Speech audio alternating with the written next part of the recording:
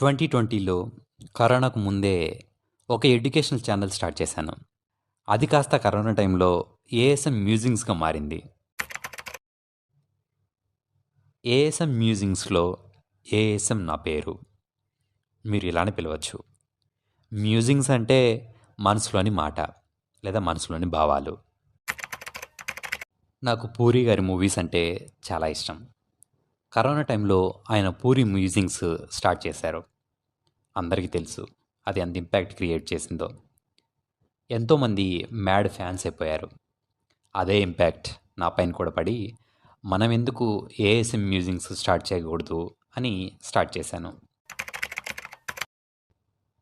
బేసిక్గా ఇది podcast channel. ఇనిషియల్గా నా ఓన్ థాట్స్ చెప్పడం స్టార్ట్ చేశాను.